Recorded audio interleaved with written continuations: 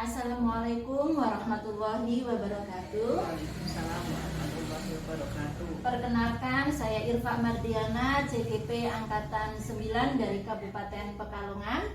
Pada kesempatan kali ini saya akan melaksanakan wawancara dengan Ibu Kepala Sekolah kita, yaitu Ibu Lu'atul Mahmudah SPD, selaku Kepala Sekolah TK Siti Masitoh, Desa Depok, Kecamatan Siwalan, Kabupaten Pekalongan.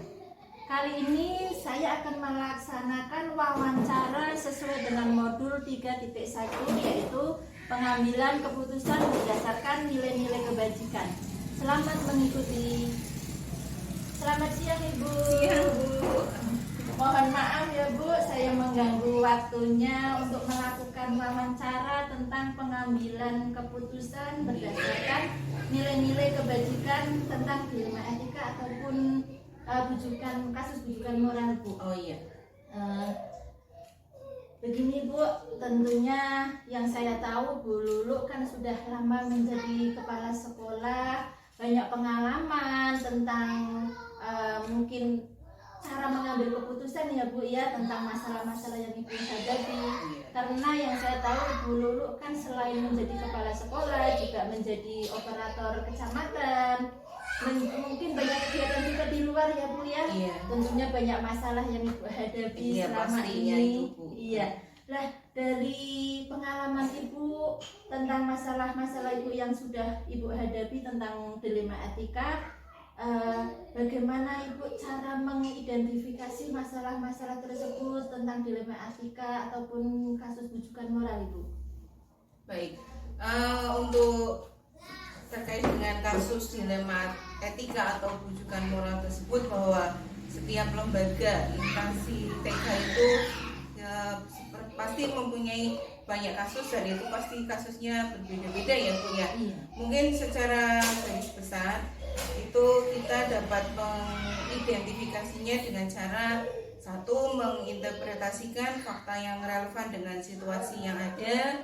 Yang kedua, mungkin bisa memastikan siapa saja yang terlibat dalam situasi ini, dalam situasi permasalahan tersebut, dan mungkin kita harus mengenali adanya nilai-nilai yang bertentangan dengan situasi ini. Mungkin itu seperti itu ya Bu ya.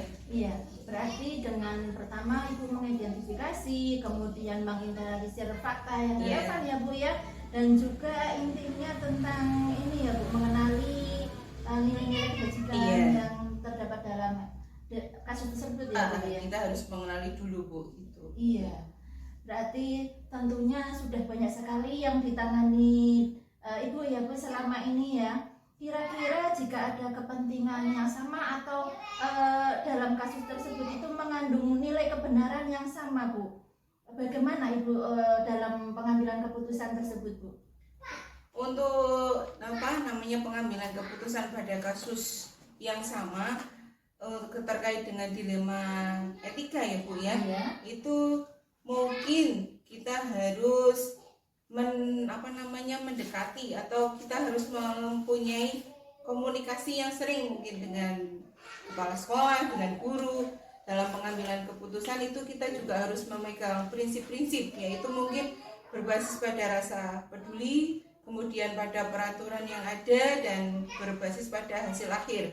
Jadi nanti kalau kita sudah sesuai prinsip tersebut, nanti insya Allah hasil yang terbaik itu pasti kita dapatkan gitu Bu. Iya Bu, berarti dalam pengambilan keputusan yang Ibu laksanakan itu juga mengambil atau menilainya dari prinsip-prinsip yang dilakukan ya Bu ya, kemudian juga ada paradigmanya dan juga hasil akhir tersebut ya Bu. Baik Ibu, itu sangat bagus sekali menurut saya. Dan menurut Ibu, langkah-langkah atau prosedur apa ya yang bisa dilakukan dari kasus dilema etika selama ini Bu? Menurut saya mungkin langkah-langkah yang bisa saya lakukan dalam kasus dilema etika itu, yang pertama mungkin mengidentifikasi seperti jawaban tadi ya Bu ya, mengidentifikasi permasalahan, kemudian interpretasi permasalahan, kemudian mengidentifikasi personalnya atau yang mempunyai kasus ya Bu ya, kemudian merencanakan pembicaraan bersama dengan yang terkait dengan kasus tersebut ya Bu ya. kemudian mengelola perencanaan atau pemecahan kasus yang sifatnya intern gitu ya Bu ya. Yang kedua, yang terakhir mungkin pengambilan keputusan akhir dari permasalahan tersebut dengan hasil rapat yang baik, karena mungkin dengan komunikasi yang baik pasti akan mendapatkan hasil yang terbaik ya Bu ya. Iya, berarti langkah-langkah yang tadi Ibu ambil itu sesuai dengan struktur ya Bu ya, sesuai dengan mungkin struktur yang Ibu laksanakan. Dari langkah-langkah tersebut kira-kira hal yang paling efektif dalam pengambilan tersebut itu pada kasus-kasus dilema itu yang bagaimana Bu? Gitu. Untuk hal yang paling efektif mungkin dalam pengambilan keputusan dilema tersebut, mungkin saya selaku kepala sekolah itu harus menganggap bahwa warga sekolah, bahwa warga TK khususnya TK Siti Masito ini memiliki integritas yang tinggi semua ya Bu ya, terhadap kepemimpinan maupun lingkungan tempat kita kerja ya Bu ya, sehingga kan nanti terjadinya rasa nyaman gitu ya Bu ya.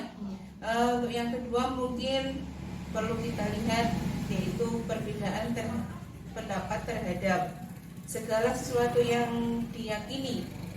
Yang terakhir yaitu sekolah juga tentunya memiliki integritas ya Bu ya, integritas yang baik dan semangat yang tinggi untuk meningkatkan kinerja dan instansi yang ada khususnya di TK kita ini ya Bu ya. Iya.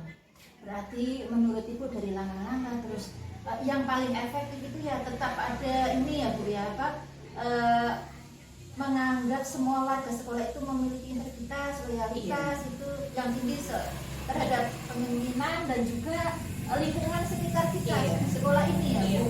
Kemudian juga mungkin Ibu melihat ada perbedaan pandangan dan terus Bu, dari segala sesuatu yang diyakini itu tetap bermuara pada salah satu pemecahan masalah yang terbaik ya Bu ya. Tetap itu harus dipikirkan dengan baik Bu. Iya. Semoga ke depan saya juga bisa seperti Ibu ya. Iya, dari tadi kira-kira apa yang paling efektif, kemudian ini Bu, hal-hal yang menjadi tantangan dari kasus selama ini, kasus dilema etika yang Ibu ambil keputusannya yang terbaik itu seperti apa Bu tantangannya? Untuk tantangannya mungkin terkait dengan perbedaan pendapat atau ketidaksamaan pandangan ya Bu ya, itu pasti jelas terjadi.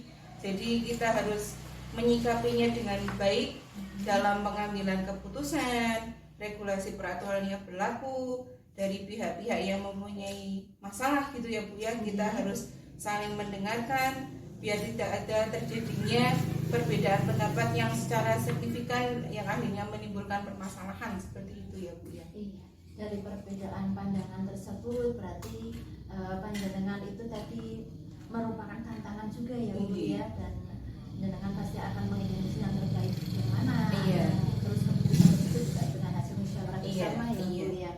Baik Ibu, dalam menyelesaikan masalah selama ini pengambilan keputusan Ibu tentang dilema etika dan moral, apakah Ibu mempunyai jadwal tertentu dalam penyelesaian masalah tersebut Bu? Atau mungkin dijadwalkan terlebih dahulu ketika ada kasus atau secara fleksibel seperti itu?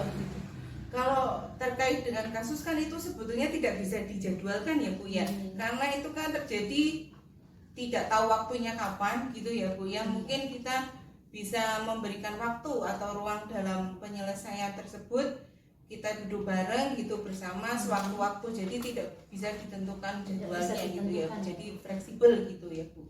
Iya, berarti apabila ada kasus itu terjadi mungkin sesegera mungkin akan diselesaikan kayak gitu. Jadi nggak ada jadwal terprogram kayak gitu ya Bu. Karena kasus kan tidak memiliki jadwal. Iya betul Bu. Baik Bu, untuk kira-kira ada nggak seseorang atau faktor-faktor itu yang mempermudah Ibu membantu dalam penyelesaian masalah pada kasus dilema etika dan pengambilan keputusannya Bu? Oh gitu. Jelas ada ya Bu ya terkait dengan seseorang, karena kita kan terlibat dalam sebuah lembaga gitu ya Bu ya. Mungkin kan diantaranya harus kedekatan antara kepala sekolah dengan warga sekolah, antara lain yaitu guru, komite, ya Bu ya, dengan ibu-ibu wali murid. Kemudian adanya kerjasama juga yang baik dengan warga sekolah, dengan komite, kemudian melaksanakan program-program yang sudah disusun, mungkin seperti itu Bu ya. Iya, berarti tetap ada kedekatan Iya. adanya kerjasama yang baik itu penting sekali Itu ya sangat Bu, penting, ya. iya. Dan juga komunikasi ya Bu, Iya, itu paling penting Bu, dengan komunikasi. komite, Iya. dengan warga sekolah, Iya. berarti seluruh yang ada di sekolah Yang juga terlibat, yang iya. terlibat di dalamnya ya Bu. Iya. Baik Ibu, semua hal yang disampaikan Ibu, kira-kira pembelajaran yang dapat diambil mengenai penyelesaian pengambilan keputusan pada kasus dilema etika ini yang seperti apa Bu? Kira-kira pembelajaran yang dapat diambil mengenai kasus ini ya Bu, terkait dengan dilema etika itu mungkin terkait dengan komunikasi. Komunikasi itu memang kunci dari segalanya ya Bu ya. Baik untuk penyelesaian permasalahan maupun untuk pengambilan keputusan dengan hasil yang mufakat mungkin ya Bu ya. Itu harus komunikasi nomor satu. Kemudian dengan terkait dengan nilai-nilai kebijaksanaan juga ya Bu ya, rasa kepedulian, keadilan, dan tetap kita juga berjalan dengan peraturan yang sudah disepakati gitu ya Bu ya. Iya. Itu saja Bu jawaban dari saya. Iya, berarti dari pembelajaran yang Ibu dapat ya tetap dari komunikasi Iya. ya Bu. Yang utama itu tetap komunikasi antar seluruh warga, apalagi yang memiliki ini ya Bu, permasalahan Iya. gitu ya. Dan tentunya tadi Ibu juga dalam pengambilan keputusan itu sesuai dengan rasa keadilan, Iya. kemudian mungkin rasa peduli, dan juga sesuai dengan peraturan yang Iya. sudah disepakati ya Iya. Bu ya. Iya, terima kasih Bu. Ini ternyata komunikasi itu sebagai salah satu kuncinya Iya. ya dalam pengambilan keputusan yang baik ya Bu. Iya. Terima kasih Bu, dari obrolan kita kali ini, wawancara yang saya lakukan dengan Bu Lulu, alhamdulillah banyak sekali penjelasan-penjelasan yang Iya. saya dapat dari Bu Lulu. Iya. Dan itu merupakan pembelajaran juga bagi saya ya Bu. Iya, ke kita depannya. sama-sama masih saling belajar. Terima kasih Bu. Assalamualaikum. Waalaikumsalam warahmatullahi wabarakatuh. Siang biru.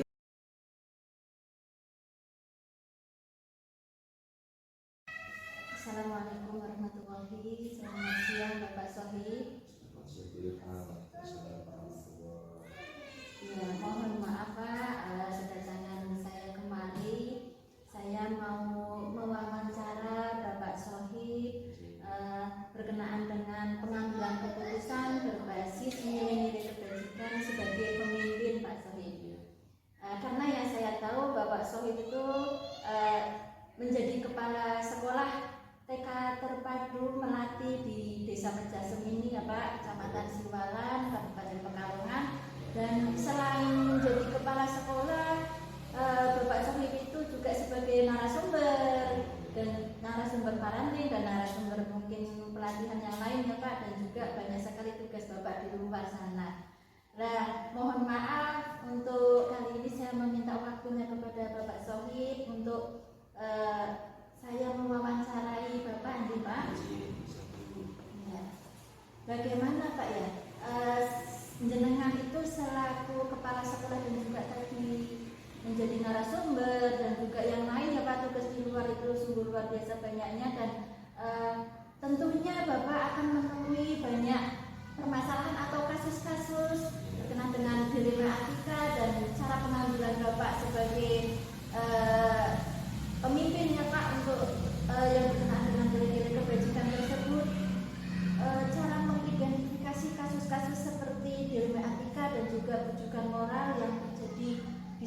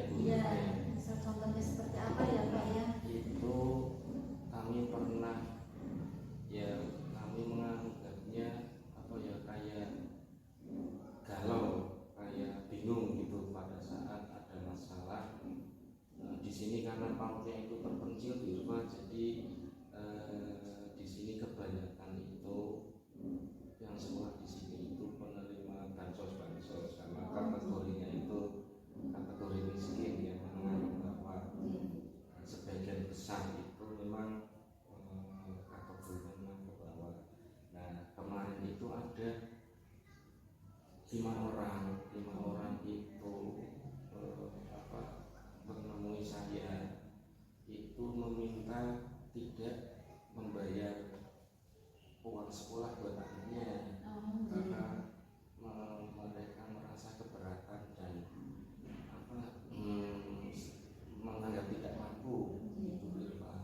Nah, padahal sekolah kami itu biayanya itu tergantung dari wali murid. Nah itu kalau misalnya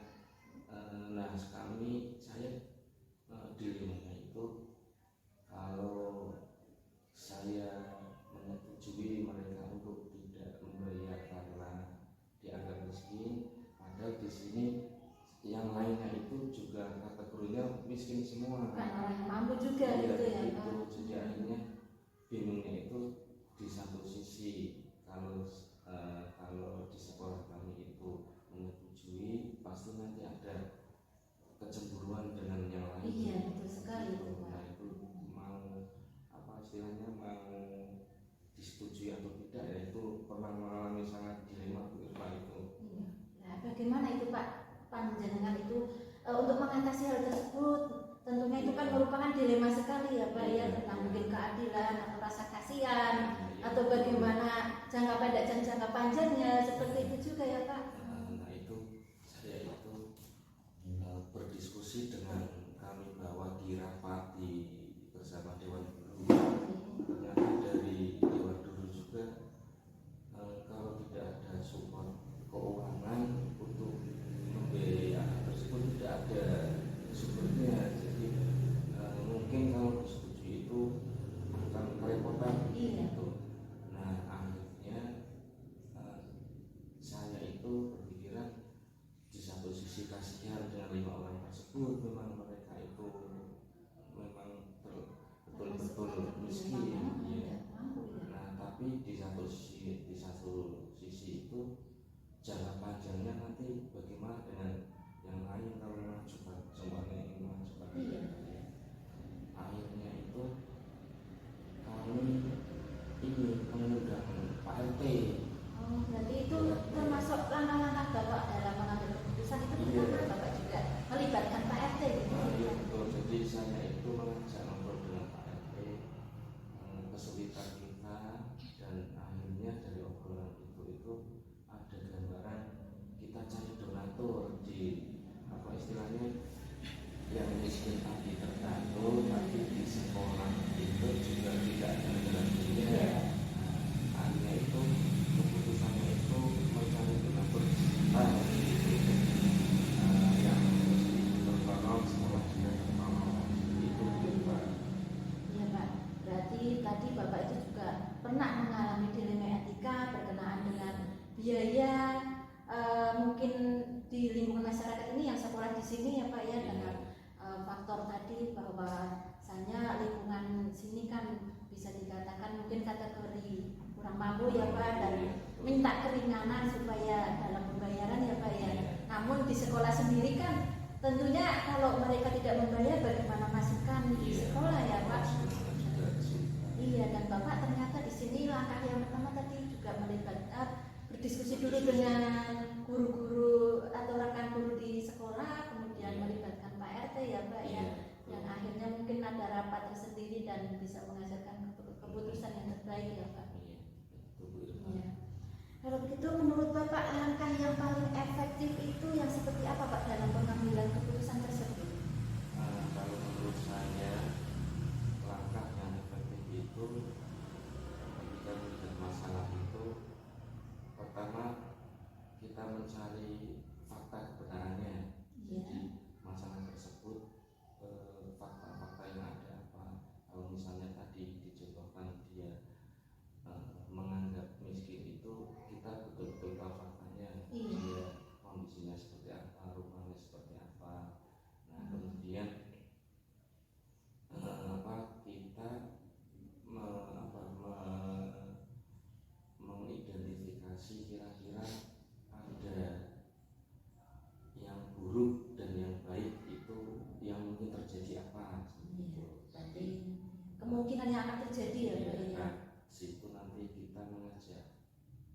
apa ya, untuk mengajak bagaimana kalau ini dilihat dari sudut pandang berbeda-beda dari banyak orang, sehingga nanti misalnya dengan mengajak lewat guru atau orang-orang yang mungkin punya pengalaman mengatasi masalah seperti itu, jadi nanti apa istilahnya, kita tidak dari nol memutuskannya, tapi sudah apa ya, sharing atau melihat yang sudah pernah terjadi dan dari sudut pandang yang berbeda-beda.